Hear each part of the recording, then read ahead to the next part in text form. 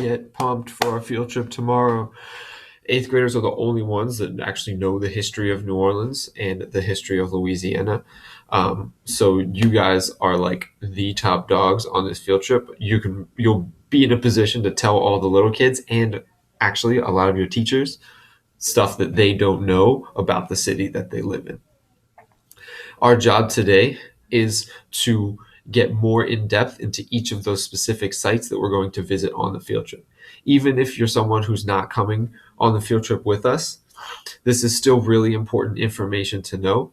And it's still really great for you to understand the history of your city and understand why your city is the way it is today, where it comes from.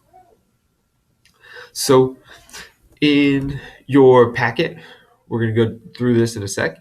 In your packet, you have each of the different sites, and in the space next to it, simply write the most important fact about each of those sites. For example, let's go to the first one.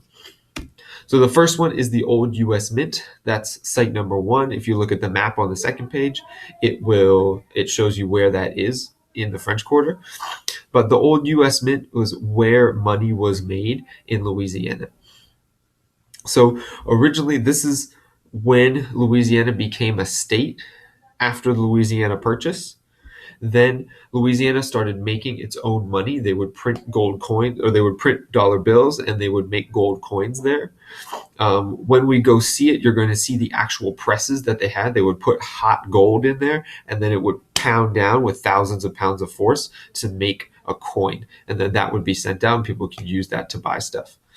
So we're going to see where that was. You're going to see the machines that they used to make it.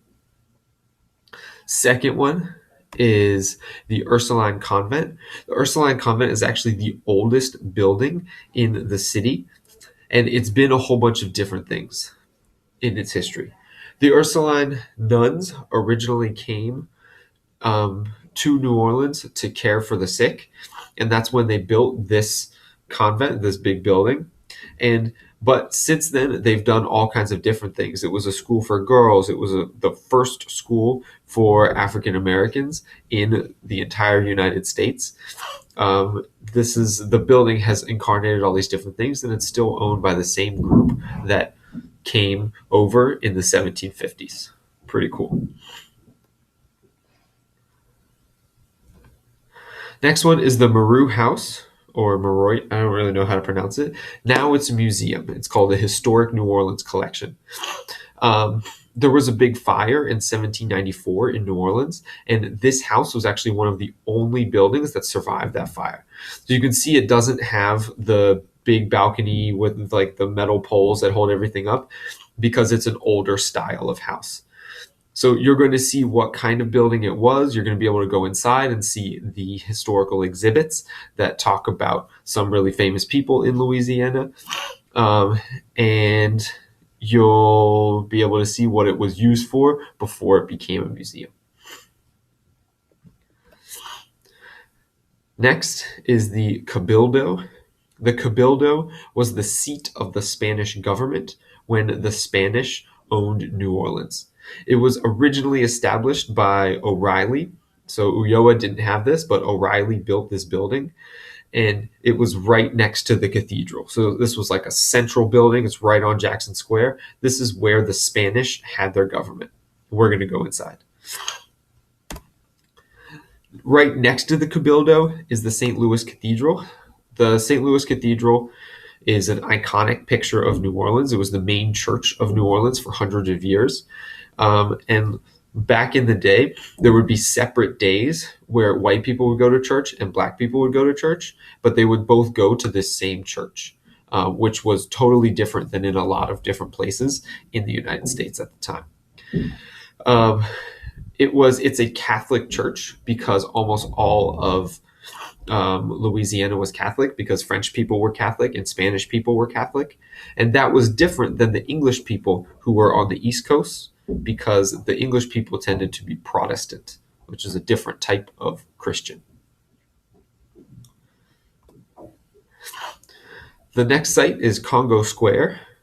Congo Square is way to the north. It's on right above Rampart Street. It's part of Louis Armstrong Park.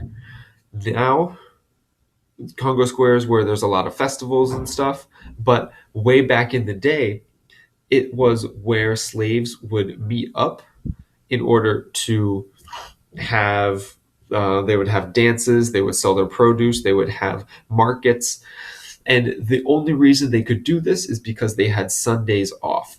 Everywhere else in the United States, slaves had to work every day of the week, but in Louisiana, they had Sunday off. The only reason that happened was because Louisiana was Catholic. The French were Catholic, the Spanish were Catholic. And in the Catholic religion, it was against God's will to work on a Sunday. So they made sure that the slaves had Sundays off as well, and the slaves could come and sell their stuff at the market here in Congo Square. It also meant that when they sold their stuff, then they could have money for themselves, the slaves could, and eventually they could actually buy their own freedom. And that was not something that people could do in everywhere else in the US. This was just in Louisiana. Next is Bienville and Iberville streets. You're going to see they're right next to each other. So both the founder of New Orleans and his brother, who was the first person to make a French settlement in Louisiana, they both have streets named after them in the French Quarter. If you go all the way down to the bottom of Bienville Street, there's a big statue of Bienville himself. See if you can find it when we are there tomorrow. The next one is St. Louis and Charter Street. It's a corner right there. And what I would like to see actually isn't there anymore. There was a hotel right on this corner called the St. Louis Hotel, and it was the largest slave market in America at the time. When you read in books, they talk about being sold down the river. That means that they literally would be the slave would be put on a boat and would go down the Mississippi River to New Orleans and would be sold at this hotel, which is on that corner that you're going to be standing on tomorrow. This was like the biggest time. You can see this picture here. This is in the ballroom. This was like the biggest slave market in all of the United States. And it stayed that way until the Emancipation Proclamation and the Civil War in 1863. Abraham Lincoln. So you saw some of these the other day when when we saw that the Spanish had taken over Louisiana. You're going to see a whole bunch of the Spanish street signs that look like this, and they'll tell you what the street used to be named when Louisiana was owned by the Spanish. So it's just another reminder of all the different countries that have owned Louisiana since its founding in 1719 when Bienville arrived and started New Orleans. So you had French, then Spanish, then it became American.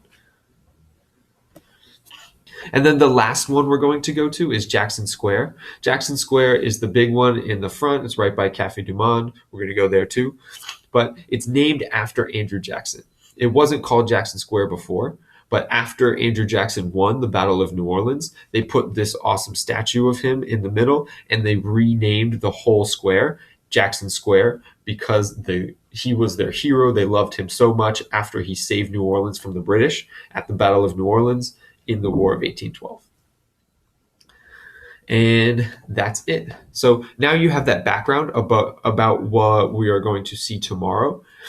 Go onto the back page of your packet for today and answer those questions about each of the different monuments or locations that we are going to see tomorrow. Have fun.